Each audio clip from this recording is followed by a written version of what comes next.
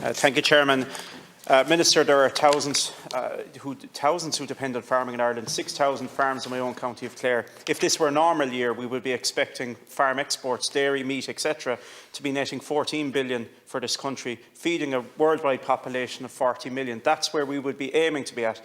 We've had to look very much inward now because I think there's going to be a lot of shortages ahead for Ireland, not just in fuel but probably on the supermarket shelves as well, and it's the farmers who have always, across each generation, stepped up to that mark. I really welcome the €12 million intervention, the tillage and multi-sward species initiative. It's been welcomed by a lot of the farming sector. When I leave the Dáil here today, I'll go back home to Clare, to our home farm environment. When I did my green cert in Pallaskenry Agriculture College, we were told about reseeding. You've to disking it and liming it and testing it. I don't know will that benefit people in Clare who have the traditional grasses. We don't have much perennial ryegrass or timothy grasses down there. I don't know will this benefit kind of west of Ireland counties where the soils are a bit heavier, where we have the traditional meadow grass. I don't know if that initiative will benefit all, and I'd like to know, is there discussions going on in Europe to have a European-wide response to this? Yes, there is discussions going on, and I've had a lot of engagement with the Commission and indeed fellow agricultural ministers on this, Deputy Crowe, and I want to acknowledge your advocacy on behalf of the farmers of Clare in relation to the challenges that they're facing at the moment. I was in your old alma mater, Pallaskenry Salesian College there last week actually, and just to commend the great work that they're doing and service that they are providing, of which you yourself are a product as well in terms of the education you received there, Deputy Crowe. At European level, the Commission have now moved to provide a 500 million European-wide aid package, which will deliver the capacity of, or deliver support of 15.8 million of European money to Ireland, and there's the capacity then to build that to the tune of 200% in terms of co-funding as well. So I'm now assessing how we can use that to provide supports to farmers over the next period of time, very much acknowledging the increased cost pressure that's on them, and also the importance of working together to ensure that we meet those challenges. We grow the grass, we grow the grain, and we produce the food. Thank you, Minister. Minister, yesterday a group of us met with the Association of Farm and Forestry Contractors.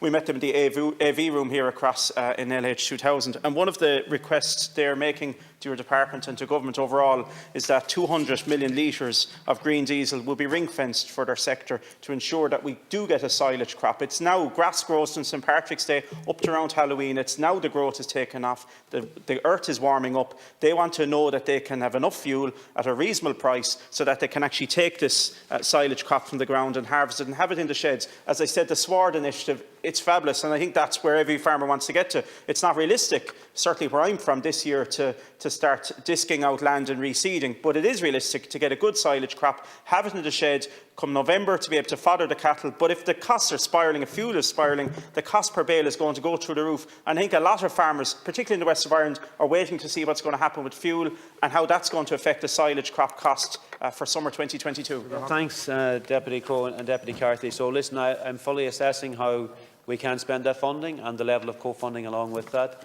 And the first starting point here is looking at the type of interventions that we can do that will support farmers as best possible. As you know, I've made interventions already. The tillage scheme, which we've just discussed, to encourage additional grass growth, also in relation to multi-species sward and clover swards, and also the initial support package for the pig sector, which is under even more increased pressure since the outbreak of the war in Ukraine. I'm working with the team in the department and the rapid response team I've established to do that. And also I will be fully working very closely as well with the fodder and feed security. My key message is that we have to plan ahead. The key priority for farms this year is the importance of growing grass. We do have to do that. I'm looking at how I can support the sector, but we're going to need to have that fodder in store for next autumn winter, because we have to ensure that the stocks are there, and we have to plan for that now. And we won't have we can't plan on the basis of being able to import additional grain if we don't grow enough grass and store enough grass this year. So in terms of how I work with the sector to support them in doing that, that's what I've been doing, is what I'll continue to do. And in terms of assessing the best way to use that flexibility that's been provided at European level as well to support them.